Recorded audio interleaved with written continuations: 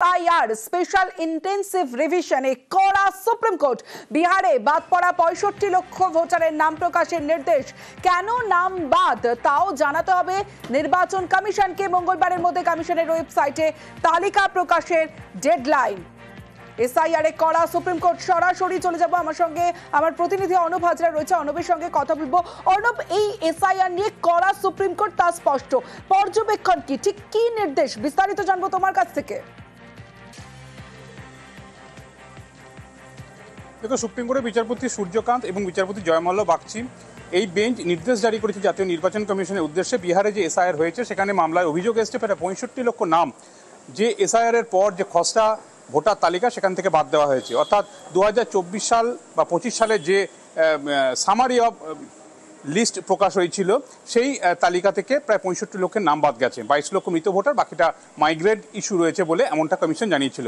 এই ৬৫ লক্ষ ভোটার কারা, তাদের বুথ ভিত্তিক তালিকা এবং এই ৬৫ লক্ষ ভোটারের নাম কেন বাদ গেল তালিকা থেকে এবং একই সঙ্গে কত জনের নাম বাদ গেল, কোন কোন বুথে বাদ গেল, সেটা জেলা ভিত্তিক যে কমিশনের ওয়েবসাইট সেখানে প্রকাশ করতে হবে। অর্থাৎ কাদের নাম বাদ গেল, কেন বাদ গেল, এই তথ্য সেখানে থাকতে হবে এবং যাতে সাধারণ মানুষের বুঝতে কোনো অসুবিধা না হয় তার জন্য স্থানীয় সংবাদপত্রে বিজ্ঞাপন দেওয়া এবং এপিক কার্ডের নাম্বার দিয়েই এই পুরো সার্চ প্রক্রিয়াটি যাতে করা যায় এমনটা সুপ্রিম কোর্ট পর্যবেক্ষণে জানিয়ে দিয়েছে।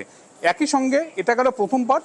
দ্বিতীয় পার্ট হচ্ছে, এক্ষেত্রে যদি কোনো বৈধ ভোটারের নাম এই ৬৫ লক্ষের মধ্যে এরকম অনেক বৈধ ভোটারের নাম বাদ গেছে বলে আদালতের কাছে অভিযোগ এসছে, কোনো বৈধ ভোটারের নাম যদি বাদ গিয়ে থাকে, কারণ অনেক জীবিত ব্যক্তিকে মৃত বলে ভোটার তালিকা থেকে বাদ দেওয়া হয়েছে বলে অভিযোগ সুপ্রিম কোর্টের কাছে, তাই এক্ষেত্রে কমিশনের কাছে বুথভিত্তিক সেই বাদ যাওয়া ভোটার তালিকা, তার যদি নাম থাকে সেই তালিকা, পাশাপাশি আধার কার্ড সহ যে বিভিন্ন নথি রয়েছে সেই নথি নিয়ে কমিশনের কাছে ক্লেম করা, আবেদন করার নির্দেশও দিয়েছে আজ সুপ্রিম কোর্ট। এবং এক্ষেত্রে আগামী শুক্রবার ২২ তারিখের মধ্যে জাতীয় নির্বাচন কমিশনকে একটি কমপ্লায়েন্স রিপোর্ট দিতে হবে এবং এই কমপ্লায়েন্স রিপোর্ট সঙ্গে থাকো।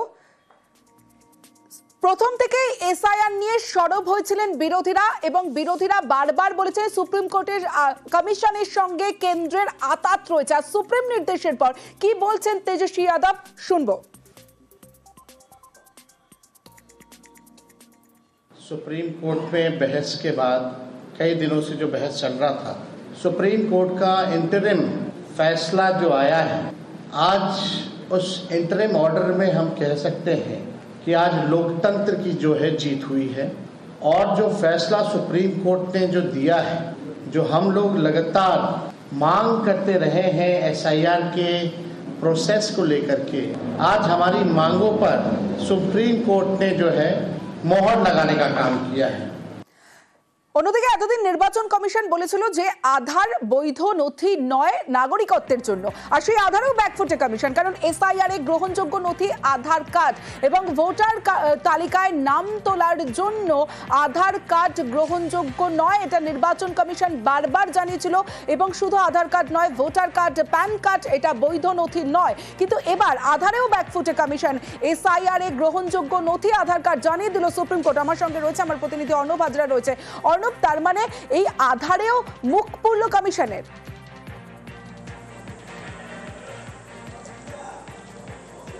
একেবারে তাই। লালবাবু মামলার পর সুপ্রিম কোর্টে জাতীয় নির্বাচন কমিশনের বিরুদ্ধে সুপ্রিম কোর্ট নির্দেশ জারি করছে। সুপ্রিম কোর্টের পদ্ধতিগত ভুল চোখে আঙুল দিয়ে দেখিয়ে দিচ্ছে দেশের শীর্ষ আদালত, এরকমটা খুব কম হয়েছে। কাজে সাম্প্রতিক সময় এটা তাদের জন্য ধাক্কা এবং একই সঙ্গে চোখে আঙুল দিয়ে দেখানোর মতো।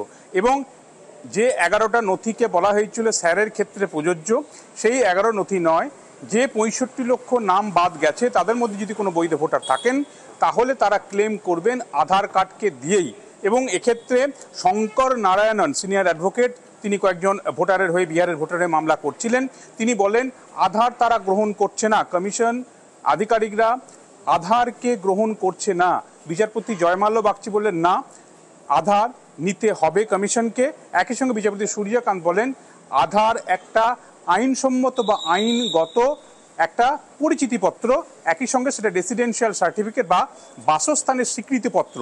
কাজেই এটাকেও গ্রহণ করতে হবে এবং আধার দিয়ে বা অন্য যে নথিগুলি রয়েছে অ্যাভেলেবেল সেই নথি দিয়ে যদি কোনো বৈধ ভোটারের নাম বাদ গিয়ে থাকে সেই ক্লেম কমিশনের কাছে করা যাবে, এমনটাও জানিয়েছে আজ প্রাথমিক নির্দেশের মধ্য দিয়ে সুপ্রিম কোর্ট। বেশ অর্ণব, খুবই তাৎপর্যপূর্ণ রায়। এই যে বিহারে এত মানুষকে বাদ দেয়া একসঙ্গে, কাদের এত বড় সংখ্যা 65 লক্ষ, কাদের নাম বাদ যাচ্ছে নামের তালিকা প্রকাশ করতে হবে। কেন বাদ যাচ্ছে সেটা দেখাতে হবে, আধার কার্ডকে বিবেচনা করতে হবে, মান্যতা দিতে হবে। এটা তো ইতিবাচক পর্যবেক্ষণ। তাহলে তো গণতন্ত্র সুরক্ষিত থাকার একটা ইঙ্গিত থাকে। আমরা চাই জেনুইন ভোটার তারা সবাই গণতন্ত্রের উৎসবে অংশ নেবেন। কেউ যদি নিজে থেকেও নাম তুলতে চান, এটা তো কমিশনের পুরোদস্তুর দায় এবং দায়িত্ব, তার সমস্ত যে সিস্টেম এটা সেই মানুষকে জানানো। কিন্তু নাগরিকরা হয়তো সেক্ষেত্রে সবাই সবটা জানেন না, সেটা তো নির্বাচন কমিশনের ব্যর্থতা। নির্বাচন কমিশন কোন দলীয় রাজনৈতিক কর্মী বা তার নেতা বা কোন রাজনৈতিক দলের দাবেদারি করবে না। একটা ত্রুটিমুক্ত ভোটার লিস্ট যদি হয় তার অসুবিধার কি আছে? আর মরা মানুষের নাম, 10 জায়গায় নাম তোলা মানুষের নাম, পালিয়ে যাওয়া লোক, বাইরের থেকে আসা অর্থাৎ বাংলাদেশ থেকে আসা মুসলমান অনুপ্রবেশকারী এবং মুসলমান রোহিঙ্গা অনুপ্রবেশকারী, তাদের নাম যদি বাদ দেয় ওনাদের কি অসুবিধা আছে? আমরা তো স্বাগত জানাচ্ছি যে কোন রকম মৃত ভোটার ছাড়া বা অবৈধ ভোটার ছাড়া কারুর নাম যেন, বৈধ ভোটারদের কারুর নাম যেন বাদ না যায়।